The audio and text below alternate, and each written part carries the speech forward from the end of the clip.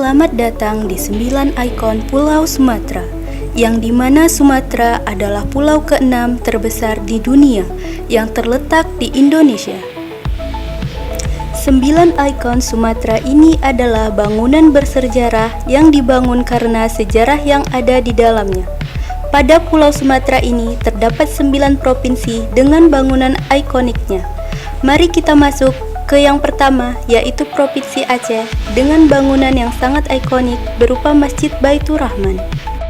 Masjid Raya Baitur Rahman di Banda Aceh didirikan pada tahun 1612 oleh Sultan Iskandar Muda sebagai pusat kegiatan keagamaan dan pemerintahan. Masjid ini mengalami beberapa perluasan. Kini memiliki 7 kubah, 8 menara, dan payung modern. Tetap kokoh saat tsunami 2004. Masjid ini menjadi simbol keteguhan masyarakat Aceh. Dengan arsitektur indah dan sejarah panjang, Masjid Raya Baitur Rahman menjadi ikon Aceh dan tujuan wisata religi. Bangunan Bank Indonesia di Medan memiliki sejarah yang panjang dan berhubungan erat dengan perkembangan ekonomi Indonesia, terutama di kawasan Sumatera. Bank Indonesia membuka kantor cabang di Medan pada tahun 1954 yang menjadi bagian dari upaya untuk memperkuat sistem monitor negara pasca kemerdekaan. Bangunan ini kini tidak hanya berfungsi sebagai kantor Bank Indonesia, tetapi juga menjadi bagian dari warisan sejarah kota yang penting bagi masyarakat setempat. Jam Gadang adalah menara jam yang menjadi penanda kota Bukit Tinggi, Sumatera Barat, Indonesia. Menara jam ini memiliki jam dengan ukuran besar di 4 sisinya, sehingga dinamakan Jam Gadang, sebutan bahasa Minangkabau yang berarti jam besar. Dibangun pada tahun 1920-an untuk menyimpan jam yang merupakan hadiah dari Ratu Belanda.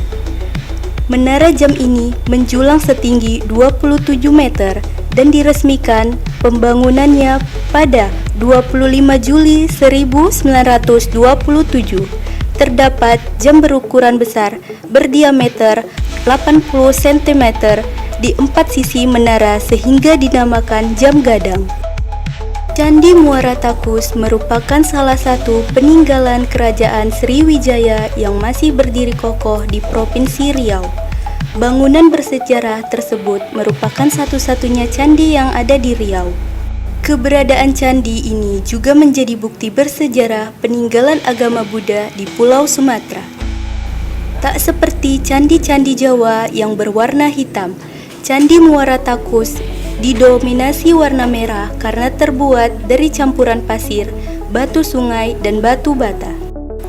Masjid Raya Sultan Riau merupakan salah satu masjid tua yang bersejarah di Indonesia yang berada di Pulau Penyengat, Kota Tanjung Pinang, Provinsi Kepulauan Riau. Masjid ini merupakan salah satu masjid unik karena salah satu campuran bahan bangunan yang digunakan adalah putih telur. Masjid ini pertama kali dibangun pada tahun 1803, seiring dengan dibukanya Pulau Penyengat. Di belakang masjid ini terdapat komplek makam-makam keluarga Sultan Riau. Menara Air Jambi merupakan ikon kota Jambi yang berdiri sejak tahun 1907. Bangunan ini memiliki arsitektur kolonial Belanda dengan perpaduan gaya Moor dan Eropa. Menara setinggi 40 meter ini awalnya berfungsi sebagai penampungan air dan penyuplai air bersih untuk masyarakat. Saat ini, Menara Air Jambi menjadi salah satu objek wisata sejarah dan budaya yang populer di Jambi. Pengunjung dapat menikmati pemandangan kota dari puncak menara dan mempelajari sejarahnya melalui museum di dalamnya. Rumah Gubernur Stamford Raffles di Bengkulu adalah bangunan bersejarah dari masa kolonial Inggris. Pada tahun 1818 sampai 1824, saat Thomas Stamford Raffles menjabat sebagai gubernur. Rumah ini digunakan sebagai tempat tinggal dan pusat administrasi kolonial Inggris. Arsitekturnya bergaya kolonial dengan adaptasi tropis, seperti atap tinggi dan ventilasi luas. Gedung Ledeng yang kini berfungsi sebagai kantor Wali Kota Palembang memiliki sejarah dan keunikan tersendiri. Dibangun antara tahun 1928 dan 1931 oleh pemerintah kolonial Belanda. Gedung ini awalnya berfungsi sebagai menara air untuk menyediakan air bersih bagi penduduk Palembang, khususnya komunitas Belanda.